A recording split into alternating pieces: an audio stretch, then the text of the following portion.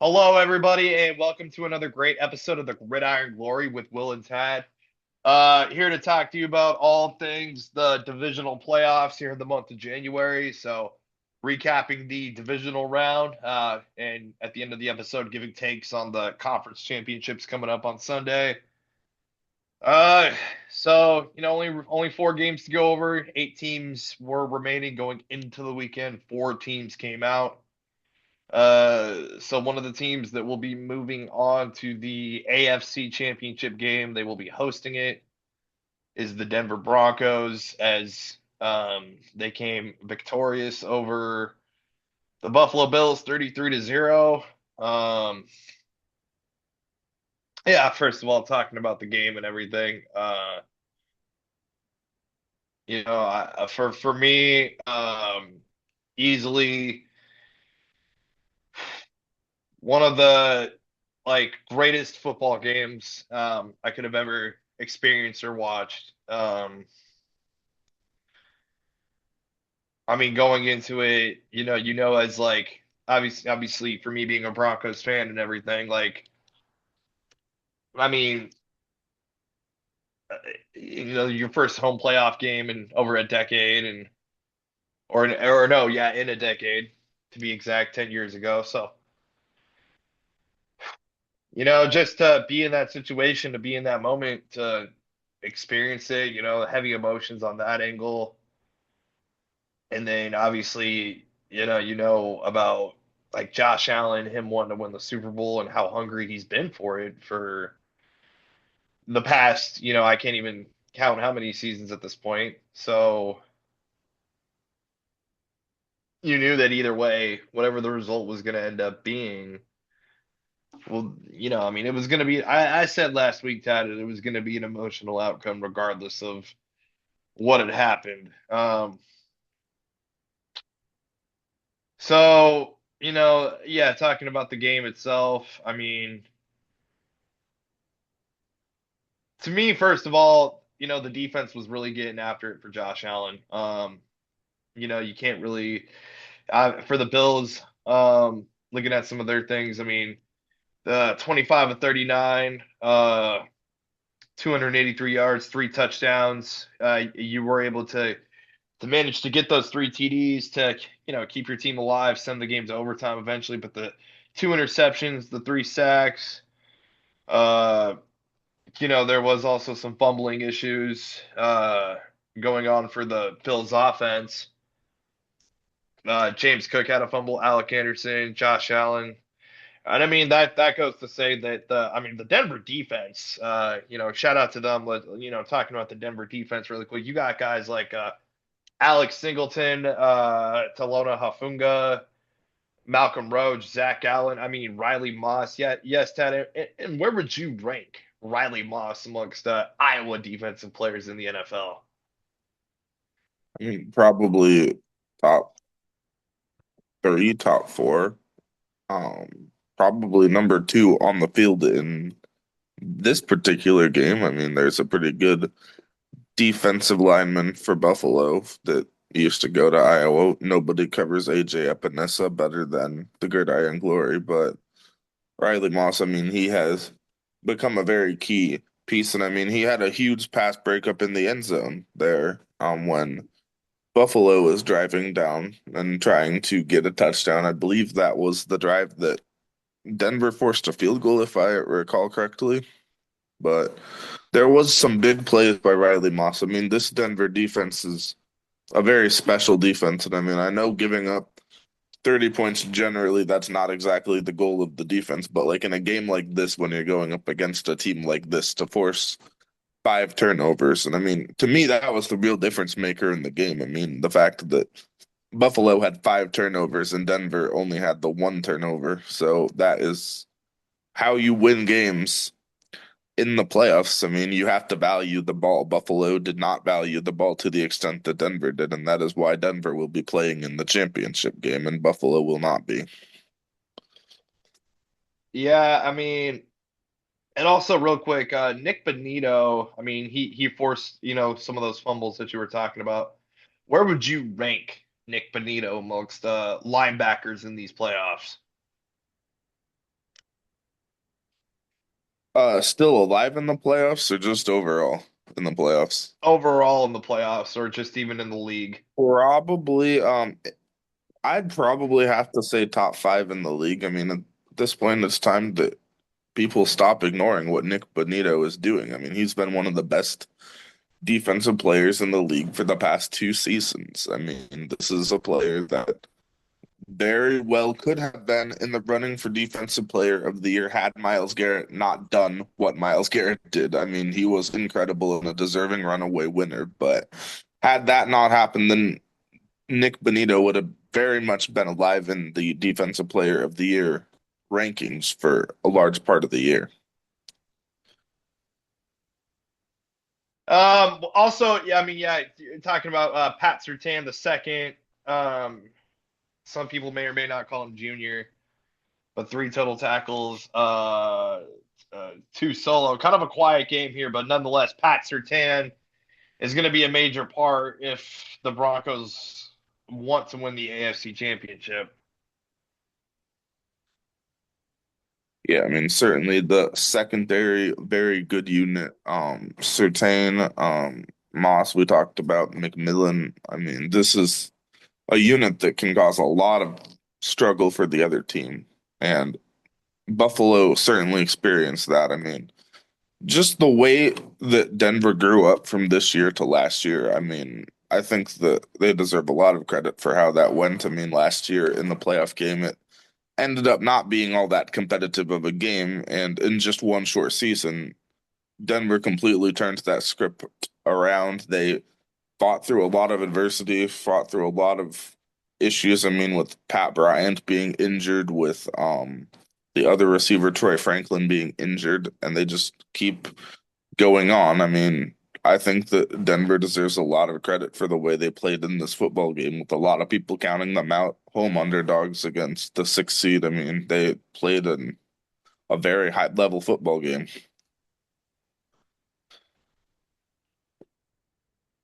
I mean, the Buffalo defense. I mean, you could bring on guys like Joey Bosa. I mean, there's a lot of disappointed fellas on this roster, like Joey Bosa, Shaq Thompson, Tre'Davious White.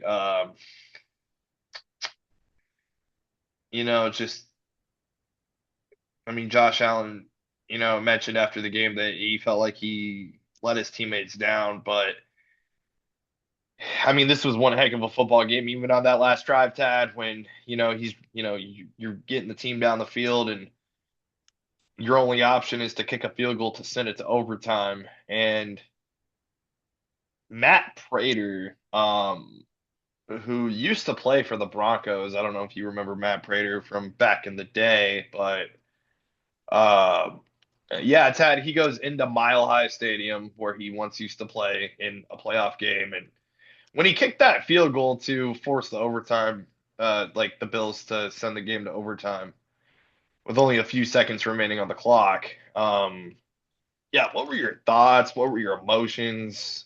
What were you feeling in that moment when Matt Prater hit that field goal? I mean, I was thinking of the long history of the Buffalo Bills in the playoffs, how the kicks have gone in the past. I've think back to the miss against Kansas City. Um, Obviously the misses historically in the Super Bowl. So, I mean, I was just wondering if this would be another game that would end that way. And thankfully for Matt Prater, it did not. I mean, he is a veteran. He knows what to do, goes out there, gets the job done. Pressure doesn't phase him. So just a big moment there for him to come back and make such a clutch kick against his former team. Yeah, and I mean the overtime itself. I mean that was very um, crazy how that ended as well. Obviously, Bo Nix, looking at the Broncos, yeah, 26 of 46, uh, three touchdowns and interception. His offensive line, shout out to Bo Nix's offensive line, to do an incredible job of not letting him get sacked in this football game. He also carried the ball 12 times for 29 yards. his running backs didn't have to do a ton, only combined to 41 yards. There's potential talks of J.K. Dobbins practicing, taking reps this week. So we'll see what happens with that in Broncos country this week. But yeah, yeah, Marvin Mims, Tad, when I specifically remember Marvin Mims going out there making incredible catches, incredible plays, including that very touchdown. What were your thoughts? What were your emotions? What was going through your head when Marvin Mims Jr. Caught that touchdown pass from Bo Nix?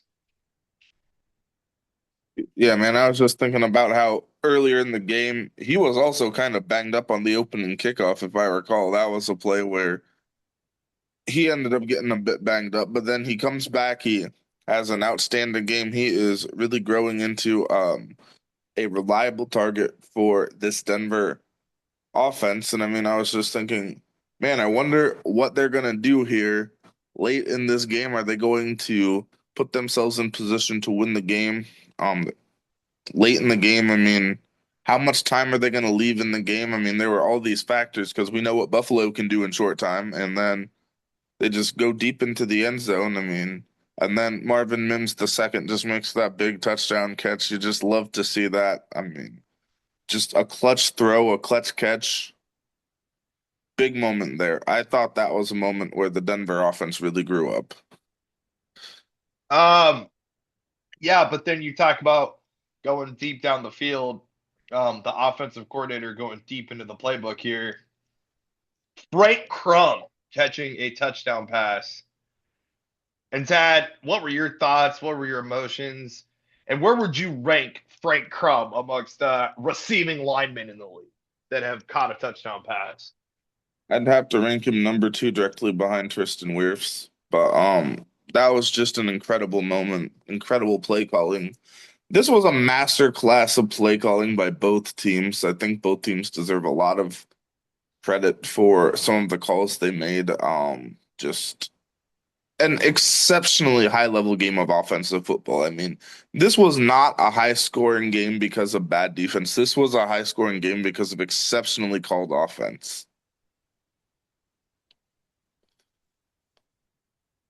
Uh, yeah, Tad. I mean, it was a very fun game. Like,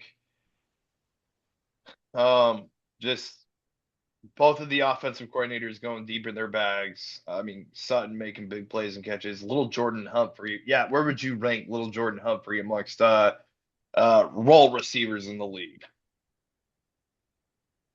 I mean, when the situation calls for him to make a play, he is capable of making the play. Yeah, I mean, just a lot of good plays there. Denver using their full arsenal of players.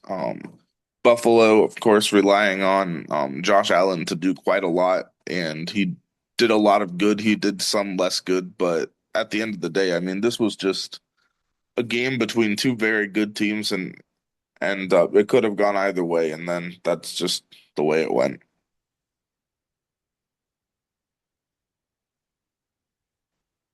Yeah,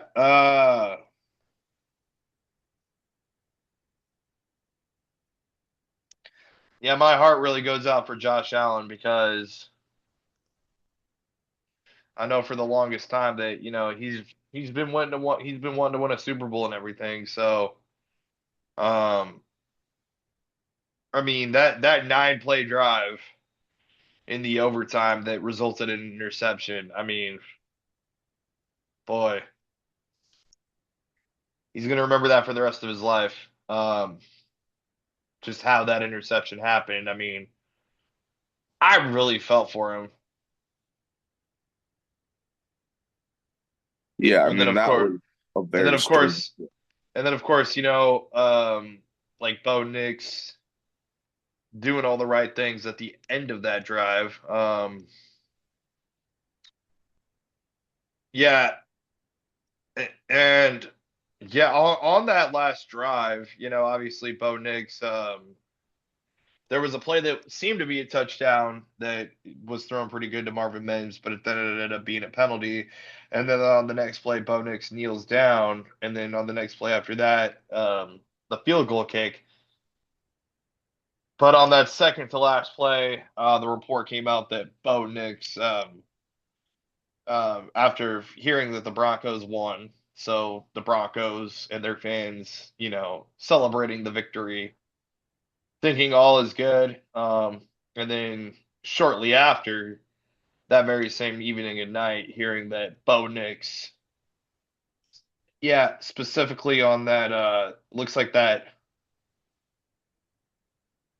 was it the -2 yard run or the 30 yard? It The was the second pass. It was the pass.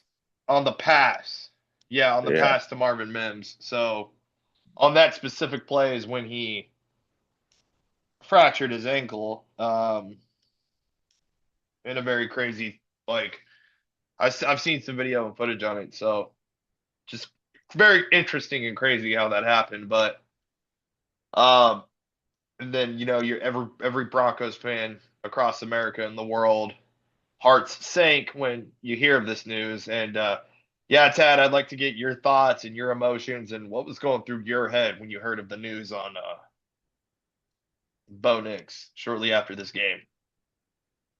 Yeah, I mean, sometimes sports are just not fair with how things go. I mean, it's definitely a brutal moment, a heartbreaking moment for certainly for Bo Nix himself, for Denver as a team, for obviously their fans. Just very sad to see. I mean, he comes off arguably the biggest win of his life in any event. I mean, to get to the playoffs, to win a game, avenge the loss from a season ago, just give yourself a great chance to go on a good Super Bowl run, home field in the game there.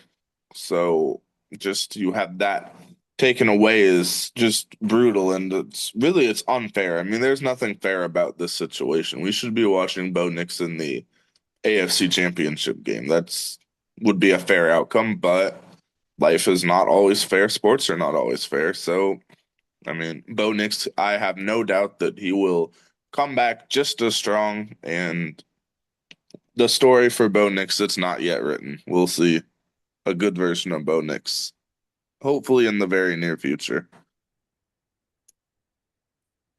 Some very sentimental words there. For me, it was a lot different, being a Broncos fan and everything. I mean, it hit pretty hard and deep, and it hurt. And